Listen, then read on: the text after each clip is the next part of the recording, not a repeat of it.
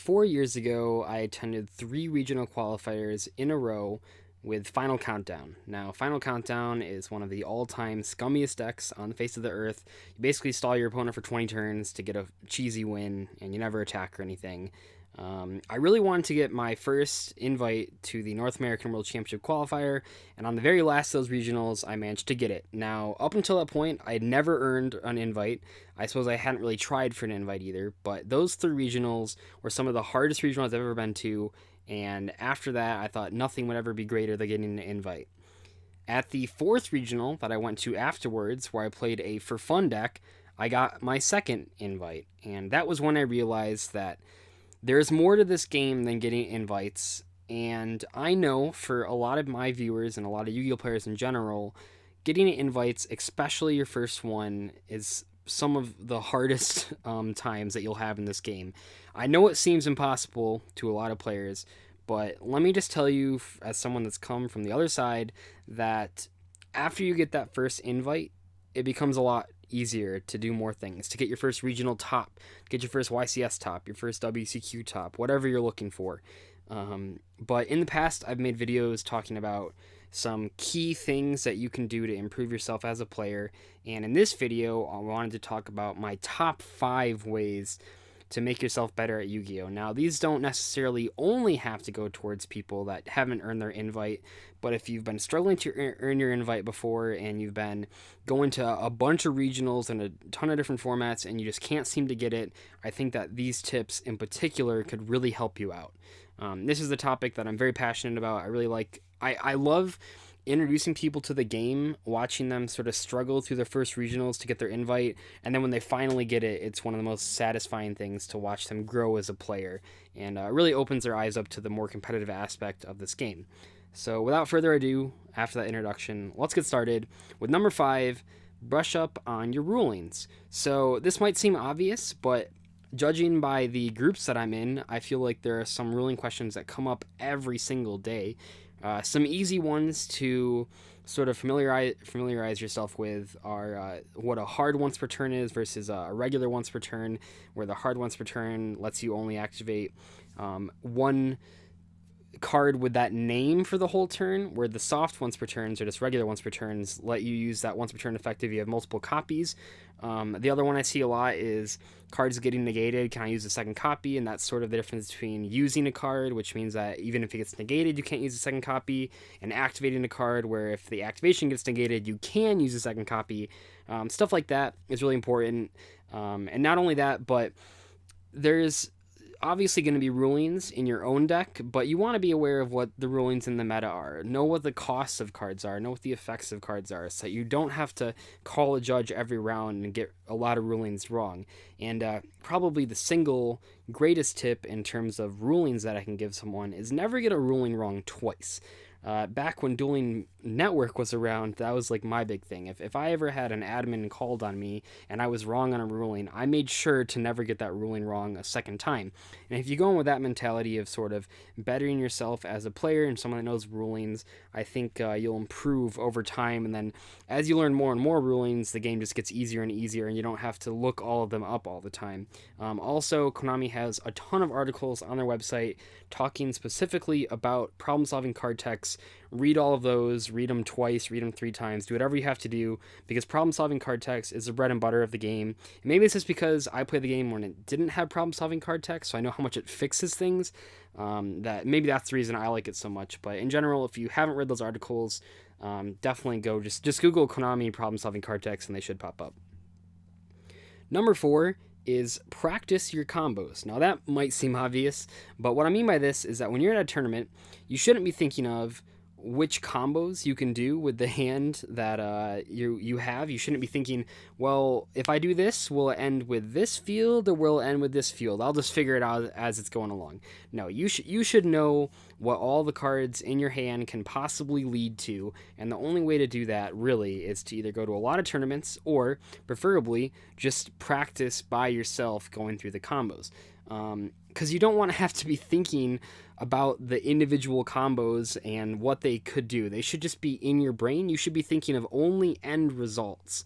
Maybe that's oversimplifying things, because obviously there's going to be cards like traps and hand traps and stuff that can mess you up. But generally speaking, when you're thinking of combos, you only want to be thinking of what's your end goal, especially first turn.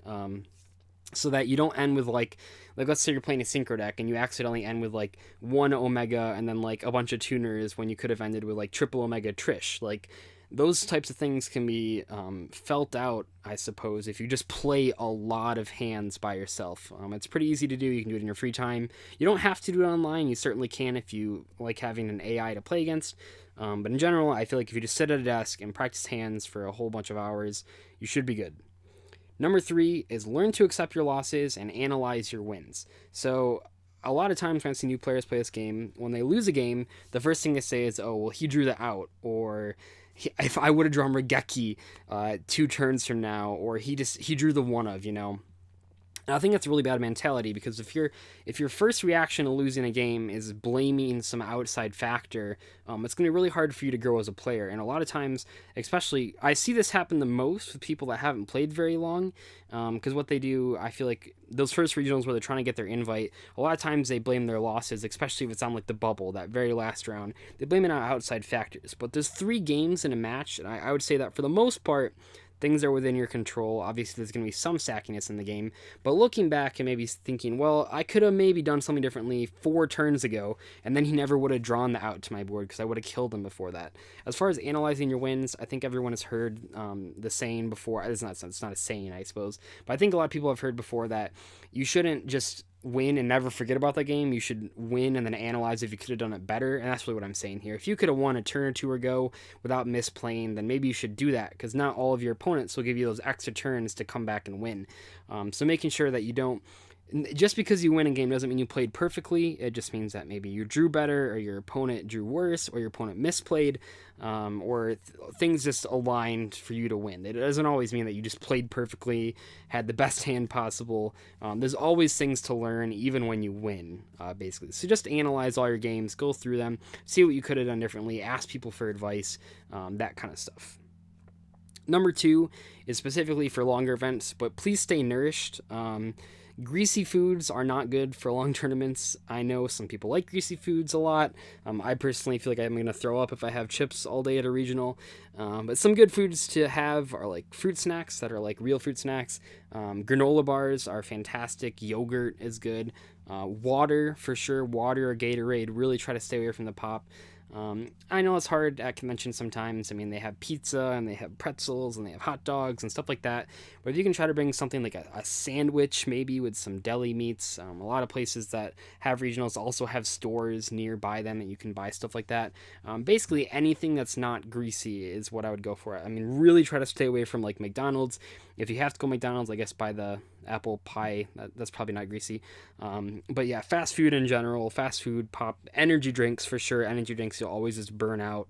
Try to just keep yourself hydrated throughout the day. Keep a gallon of water with you at all time, though. Keep some water with you if you have a water bottle or 2. Not all places have a drinking fountain. And that'll help you throughout the later rounds when a lot of people are more fatigued, because you will not be fatigued if you keep yourself full of good food like fruit, vegetables, that kind of stuff, and water as well if they've been eating greasy foods all day, because that stuff matters in the later rounds. People definitely misplay more when they aren't feeling so well. If their stomach is doing weird stuff, they're going to have a harder time concentrating. Lastly, this one is probably the hardest one for a lot of people to hear, but listen to everyone.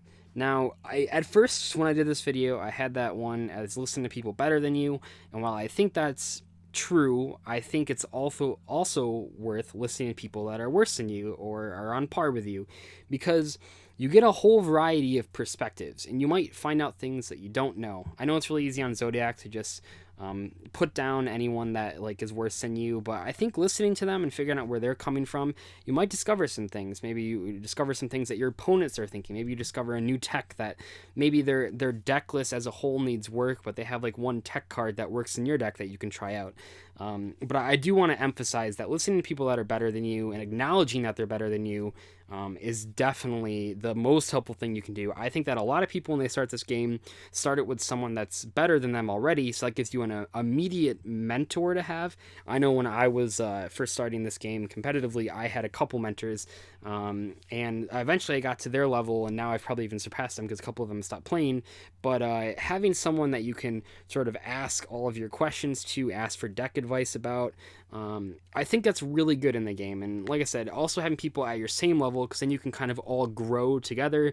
You can all go to your first WCQ together. It'll be a blast. You'll probably all go X3 drop, but it'll be fun. That's what most people do. Their first WCQ is they go X3 drop, and that's fine. Just have fun, but listen to people that are better than you and that are on your level and even that are worse than you. See what they have to say. See why they're playing certain cards, and just ask them as many questions as possible. Don't obviously over bombard them and make them hate you, but just ask questions to anyone that's willing to answer them. Anyway, that was my top 5 list. I do think all these things are very important, and when I look at where I've come as a player, which is something that I do pretty much every WCQ season, I think that these are the things that have helped me the most, especially early on in the game when I was still struggling to get my invite, struggling to do well at tournaments. And yeah, hopefully this helped you guys. If you have any more suggestions, please put them in the comments. But anyway, I will see you later. Bye.